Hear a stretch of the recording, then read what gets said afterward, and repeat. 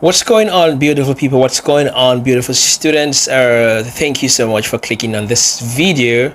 My name is Roy, and I'm an entrepreneur. I live here in Shanghai, China. I studied in China, and right now I'm working in China. So I've been doing a lot of videos about this issue of the return of international students.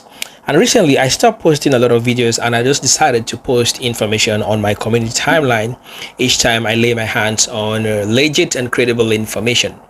So, but if you see me do a video about a topic, know that it's important, like it's really important. So that's why I'm doing this video today. If you're watching me for the first time, please, you can consider to hit that subscription button, join us on the channel, so that when I do videos like this, you will be notified. And if you're my regular viewer and subscriber, I just want to use this opportunity to say thank you so much. So you want to hit that like button and share this video with someone so that the information should go far and wide, and let me know where you're watching me from and what you think about the videos that I'm doing on this channel. So today's video will be exclusively about the return of international students to China. A lot has been happening. I can't even say everything that has been happening in a single video. So many things are changing. Visa regulations are changing. Some countries have already started accepting student visa applications, and we're going to be talking about that in today's video. I have a couple of countries that are already accepting student visa applications. Some countries have started accepting visas, but only for workers, those who are applying for work permit and family reunion. I did a video that I talked about this. India is accepting work permit and family reunion, and a couple of other countries. And let me talk about the issue of Pakistan for about a few seconds before we ride on. We all know that they were allowed to return to China. I don't know, the case of Pakistan is now an administrative issue. It's no longer an issue with China. When you follow up the conversation on Twitter, you will see that this is an internal problem in Pakistan. This is a problem that concerns the Minister of Higher Education and the Aviation Authority in Pakistan. So we think that Pakistanis can solve this problem internally and try as much as possible to see that students are given the right and privileges that they deserve. So the chartered flight that was initially scheduled for 7th of June and was cancelled because they claim students didn't pay the amount that was supposed to be paid for a chartered flight.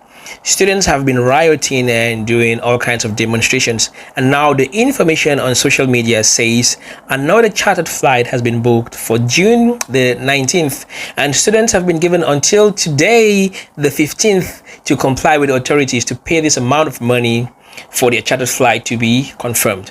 Let's just hope that this opportunity doesn't go for granted, because there are there are a lot of countries that are waiting even for a commercial flight to book the next available commercial flight to return to China. Please, Pakistani students, don't waste this opportunity, because your return might only be an open door to other international students. I don't know to whom I'm passing this message to. I don't know whom I'm talking to, but if you're listening to me and you have any powers, or if you have any authority about this situation, try as much as possible, because the return of this first batch of Pakistani students can only be an open door to the second batch and also to other countries. So like recently, a lot of countries have started accepting student visa applications. There is information already from Egypt. A few weeks ago, there was information that the Egyptian visa centers are open. I did a video here and I told students that since the visa center is open in Egypt, that is a good sign that in no distant time they will start accepting student visas. Even if they have not stated that they're accepting student visa, maybe only work permits and family reunion, you can still write the embassy and ask about students. And it was just a week ago that was announced, and right now the recent information about Egypt says that students can also apply for visas, which means that Egyptian students are now eligible to apply for visas. And not only Egyptian students, there is also information from Saudi Arabia that students can now apply for visas. X visa is a student visa. So if a visa is mentioned as X, whether it's X1 or X2, it means that students can now apply for visas. And I also received information from a student asking me if postdoctoral students can apply for visas.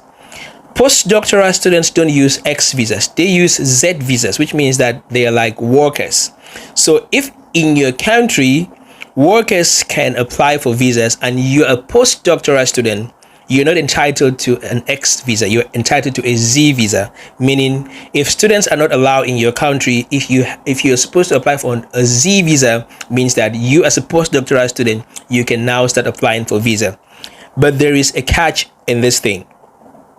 I don't know if the universities are not working together with the embassies, with the Chinese embassies in the various countries, because students are writing the Chinese embassy in their countries and they're being asked to write their universities and request for JW202 forms and 201. 201 for short-term students and 202 for long-term students. So this is the thing you have to do. Whether the visa center in your country is open or not, these are two things that you have to do. Write your embassy. Even if you're not writing as a group, write as an individual. Write the Chinese embassy in your country asking when they will start receiving student visa applications. Most of them will tell you if you can get a JW202 form from your university, then we can grant you a visa. Take a screenshot of that reply and send it to your university and write your university and say, the Chinese embassy in my country says we can apply for visas if we have a JW202 form. Most JW202 forms have expired. Most students who went home with old JW202 forms, their 202 forms have expired. So you need brand new 202 forms to apply for new visas. So this is the time for you to be sending emails. Send emails to the Chinese embassy. Get a screenshot of their request. If they say no, at this time we're still waiting, we don't have information, we will give you information when we have it, that is still a good reply. Keep sending them emails and reminding them. But if they say we will give you a visa if you can give us a JW202 form, immediately take a screenshot of that message and send it to your university and says, this is what the embassy in my country says, so we need a JW202 form. And now you hear what the university will say, and you can send us the screenshot of whatever the university. If they don't respond to your message, it means there is something they're hiding. Whatever they say, send us the messages so that we can tell the rest of the world that this is what is happening. Because normally these three organizations need to work together: the Ministry of External Relations, the embassies, and the universities. These are the three organizations that need to work together to bring back students to China.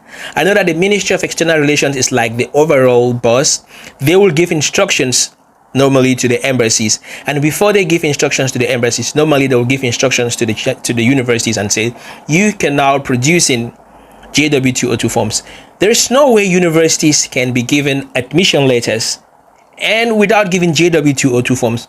Meanwhile, the embassies are asking for JW202 forms. It means that there is something they are hiding from us. So this is why I decided to do this video, so that I can pass this message in person and not just by sending post. So I'm going to continue to pick out every little information I have as far as this topic is concerned and relay it with you guys. And if by any means you have some information that I might not have laid my hands on, please either you email it to me, or you can send it as a comment in any of my videos, or just let us know so that we can continue to advocate until students are able to return to China. We were thinking that it's going to be in an organized way where they will say, okay, at this time, these students can return. But it's like, it's going to be in a zigzag way, like this country from nowhere will just come in, and this country will just, so right now, let's take the bull by its horns and fight this fight till all the students are able to return to China. If you like what we're doing on the channel, don't leave the video without subscribing to the channel, because we're not only talking about international students, we're talking about life in China, foreigners live in China, business in China. And once students are able to return to China, we'll start other very interesting topics on the channel about how to survive in China as an international student, how to work in China, how to apply for visas, and how to do business in China. This is what we do on the channel. So hit that subscription button, join us on the channel. I'll see you in my next video. Peace out and bye-bye. So you're a one-girl guy? Yes, I am. That's right. Right. Looking for her right now, actually. Who knows? You might be her.